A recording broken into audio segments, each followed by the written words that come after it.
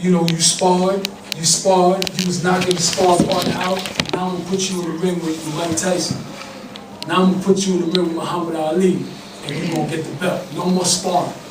So now I was like, yo, Muhammad Ali in the ring, what am I gonna do? Turn back and go back to the dressing room? Or am I gonna be like, yo, I was knocking out my sparring partner, I'm gonna knock him out. And that's what I did when I went to prison. It was like, yo, man, I've been fasting 48 hours. I asked God before I went to prison, it was very important that my mom see me become a success. To see me, you know, on MTV, to see me performing in Madison Square Garden, to see these things, go in the store and see her baby boy on the cover of a CD. It was very, no thank you, no thank you. It was very, very important. It was very important that I realized all my dreams. And Hashem did all that for me against all odds. I'm telling you, my co-defendant, Puff Daddy, wanted me to go away, he wanted me to die. Like everybody was against me, everybody was criticizing me, and somehow Hashem made it where I came out and my songs had the clubs going crazy. He just turned everything around. I was driving Ferraris, Bentleys, flying on private planes, everything within that 1 year. So when I went to prison, again, it wasn't about being religious. It wasn't about being Jewish. It was about being loyal.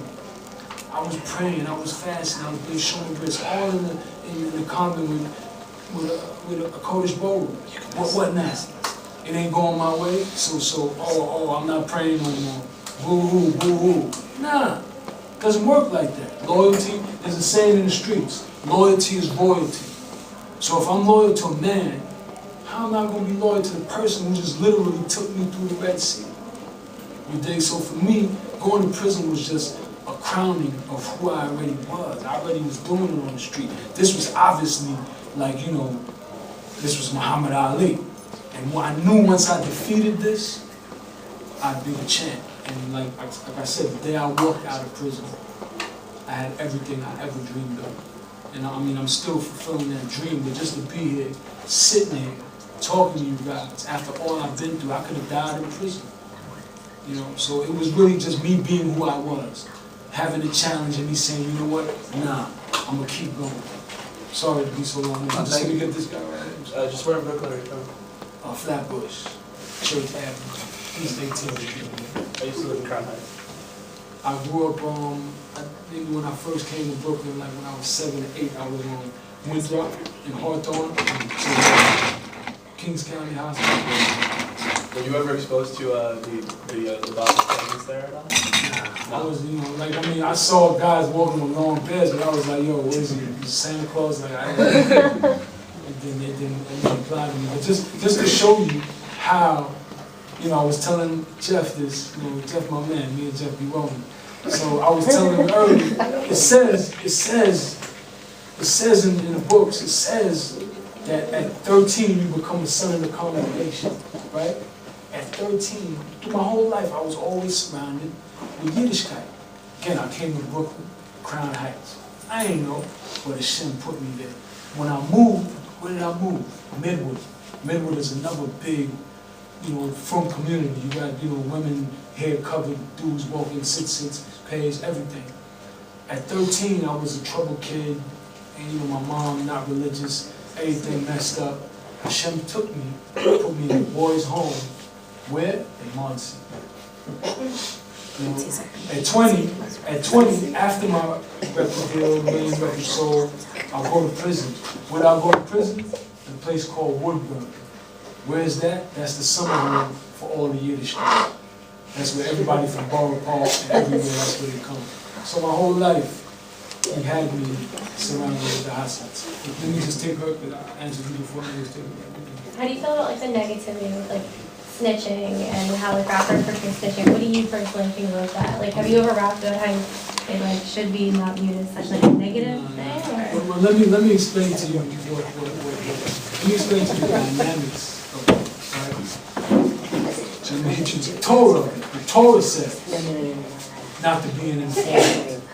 The Torah says, you know, cast away the informants and the heretics. And what's an informant? An informant is a guy that goes and says, you know, a good Jew, no.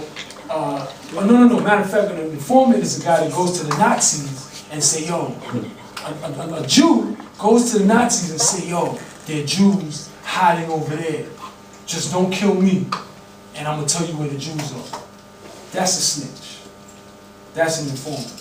And the Torah speaks against that.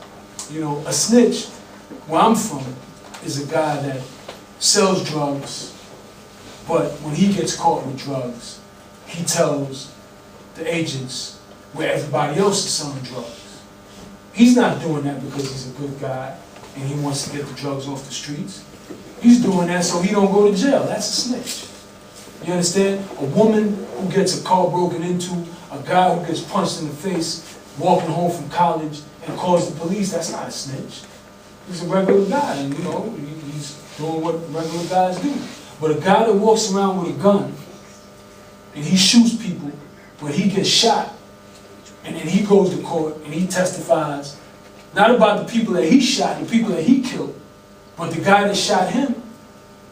I mean, do you think that's morally ethical? Like, I don't think it's right that people should be like feared based on like songs or rappers or other famous like artists like saying that they shouldn't give like a witness testimony. You gotta focus. You asked me one question. Yeah. You asked me what I felt about snitching. I'm not talking about, I can't, you gotta take one step at a time, and I can't speak for what all hip hoppers do. I'm giving you my perspective on informants. So again, I pose a question to you respectfully.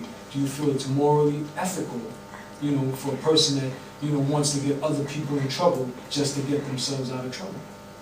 To get themselves out of trouble, no, but I think that people as human beings have a right to put forth what they know to help the community. But that's not what, that's what I just explained to you. They're not doing it to help the community. They don't give an F about the community. They're the ones destroying the community. They're the ones that just shot Bobby over there. And Bobby was a regular guy doing construction work, not bothering nobody.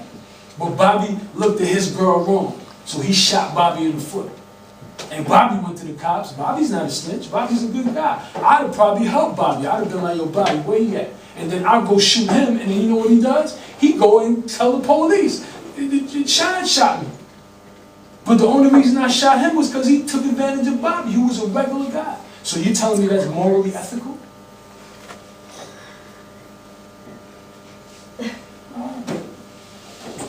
Johnny. So, you, like, in your rap, you criticize, like, pretty conservative political figures? No. I don't want to get into my politics, because again, you know, Democrat, Republicans, I say F to both. Right. That's one of my songs. So I'm all about. So matter of fact, this is, you know, I'm all about people that suffer and helping those people. And the business of government, Democrat or Republican, Obama or Bush, is to help people. You know, you call it socialism all you want. Nah, that's why we pay taxes. We don't pay taxes so politicians can live in nice houses. You know, we pay taxes so they can help regular people. That's why they tax regular people. So anybody that's not, you know, doing their elected duty, I go in on it. You know, so I'm down the middle. I don't really go too much left. I, you know, don't go too much right. You know, but I'm about what's right. And you know. do you think that will eventually include political figures in Israel?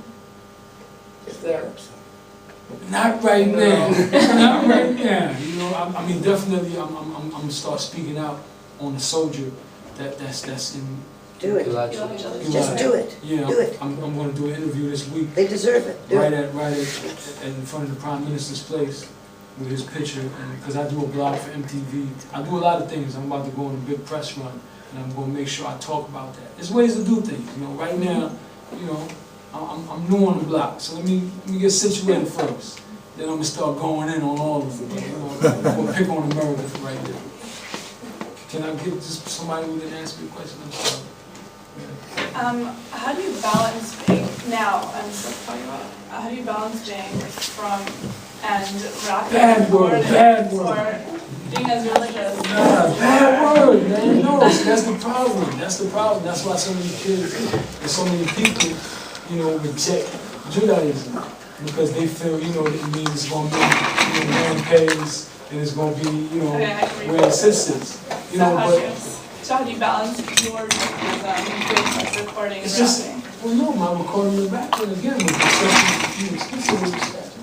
And again, it's just outrage. Like, you know, I could say, screw Dick Cheney, but F Dick Cheney just sounds so much, it gets the point across. You know, but again, I don't speak of misogyny. I don't talk about anything that's conflicting with the Torah. Like, I'm not telling anybody to go party on a Saturday, on Friday night. I say go party on a Saturday night. I'm not doing shows on Shabbat. You know, I lose maybe a couple $100,000 every week not performing on Shabbat. I don't perform on Yom Tov. Like, I'm not telling anybody in any of my music to transgress any law. And you know, I dress like this. You know, sometimes I wear my pants hang off my behind. You know, that there's nothing in, you know, in the Torah that says I can't dress like, you know, a vagabond sometimes.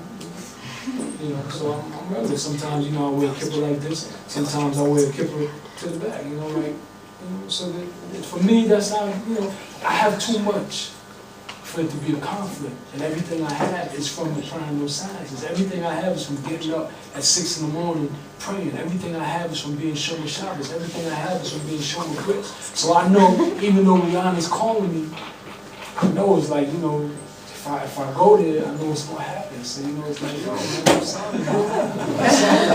I want to. I can't. I'm sorry. So it's going to work.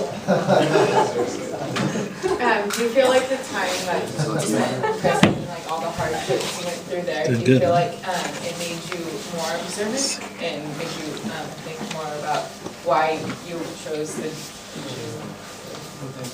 Thank you very much. You know what it was? It definitely made me more aware. I learned more. So I was in the sheep. That's what my 10 years was. 10 years in the sheep. I taught myself. Bar your card, you know, he made the Zohar in the cave. You know, some of the biggest sages, you know, they taught themselves. Hashem revealed things to them empirically. You know, Moshe spent 40 days, I spent 10 years. You did, so I just spent time learning everything. Because I'm not a robot. I don't do things because they say this is what the sages say. You know, whatever.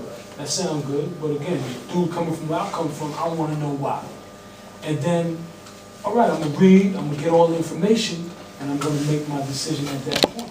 So I just spent the 10 years getting information, being in yeshiva, and everything works. You understand? So it wasn't being more observant, it was just, oh yeah, this is what they do, this is when they do it, this is why they do it. All right. Do you think you'd get that opportunity if you weren't in prison? Do you think you would have devoted that much time?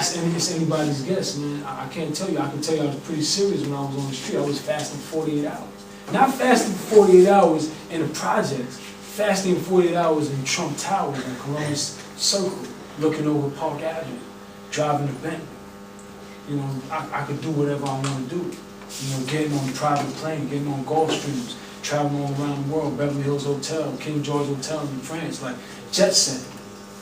Still fasting 48 hours, still being Shomer Bris. Why were you fasting 48 hours? I mean, you know, because I had serious challenges and serious obligations. And, you know, that was the way to master getting everything that I wanted. Everything is about sacrifice. We learned that about Avram Avinu. He had to sacrifice his only son as the son would come with Hashem. He had to make a bris to make a pact with Hashem. So the bottom line is, ain't nothing for nothing. That's not how life works. We all feel, oh yeah, please give to me, and it falls in our lap. Nah, Jack, that ain't how it go.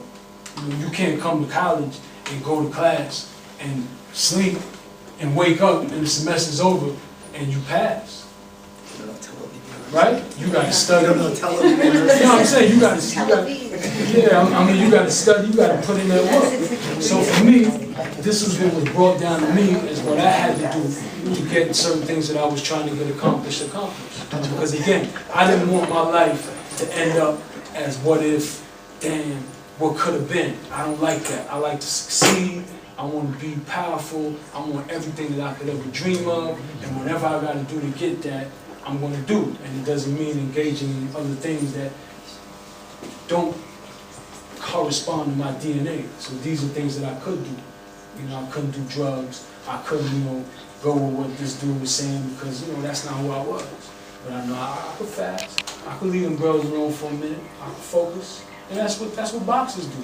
Boxers focus. Michael Jordan, before a game, he'd shoot 1,000 jump shots rather than go to a club. Some athletes, I know a lot of NBA athletes,